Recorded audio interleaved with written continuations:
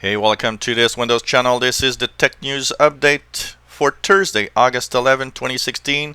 It's a little later in the day as we had some tech business to take care of today, but it is here now.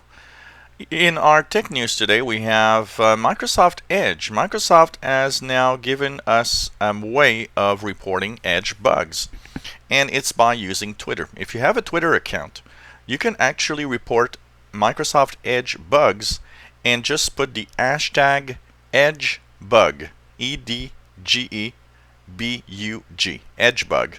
So if you hashtag EdgeBug, Microsoft will see it, and of course, if enough people report bugs, well, Edge could get a lot better if you have some problems. So it's a new way of doing business, basically, and having feedback from users. And actually, Microsoft has been pretty proactive about this in every respect, so it's cool to see that they're listening and they're checking out what's happening. So Edge bug is the hashtag to use to report any Edge problems.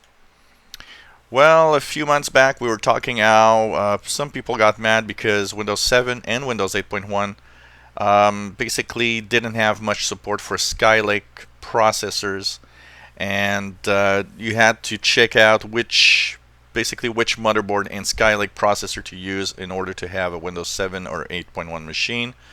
Well, Microsoft today backed out of this, and they decided, okay, you'll have Skylake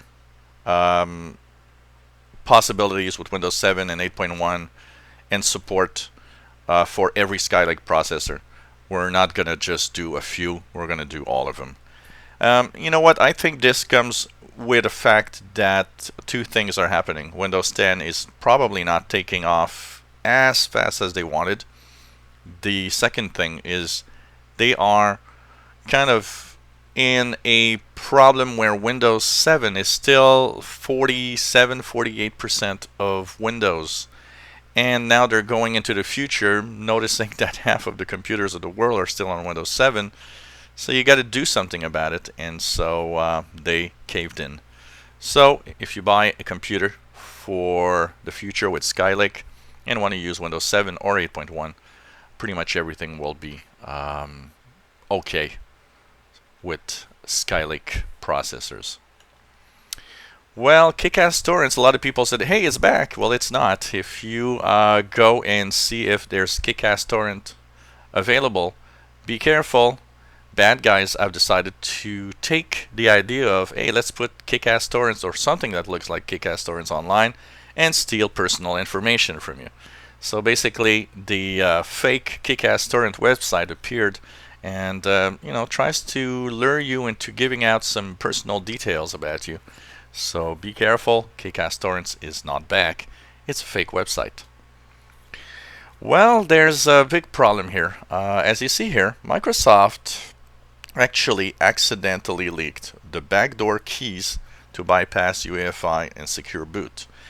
And now they're kind of stuck because there's nothing they can do about it, and there's really nothing that will be done about it because you can't do anything about it. Secure boot, the idea behind secure boot, by the way, is good. It's the fact that to install an operating system, the OS, the operating system, needs a certificate that the secure boot can recognize in order for the install to continue. If it doesn't have that, it doesn't boot. So that's why a lot of people try to boot, for example, on Linux with their PCs, their new PCs, and it doesn't work. It doesn't want to boot. That's because secure boot doesn't see any certificate to say, oh, it's okay, we can continue. The idea behind that was to mostly prevent malware and ransomware from trying to change the boot sequence of your machine in order to boot to something else. But now the problem is with the leaked key for secure boot, well, you can bypass this quite easily now. And the biggest problem with that is there's nothing you can do about it. Now, is that such a big security deal? Look, we've been using computers for years without any secure boot, and it wasn't that bad. And you know what? If you're careful with what you do on your computer, it isn't that big a deal. But it shows you that even new technology sometimes have some problems. And finally, in our last bits of news, if you are using Linux, and not just Linux, anything that has a Linux-based operating system, including Android phones, there's a flaw in TCP, the transmission protocol for the internet, that enables a bad script or a bad intentional website to kind of take control of your machine, your smartphone or computer. Now, a lot of Linux distros are updating to fix this, but it does mean, because of the way it is, that there's a lot of devices in the world that are with this flaw right now. So make sure that when security updates appear on your Android phone, on any Linux distros, that you apply them as fast as possible to fix this problem. And that also means that if you have old Linux distros that don't have updates anymore, or if you have Android phones that have old versions of Android that don't update anymore, this flaw will probably stay there. And one of the biggest problems they were saying about this is that a lot of servers are running old versions of Linux that are not going to be updated. So it actually puts a lot of companies and a lot of internet websites at risk. So interesting, everywhere there's flaws, everywhere there are problems. Linux is not an exception to the rule. It has flaws and security problems like every other operating system in the world. So this was the Tech News Update for Thursday, August 11th, 2016.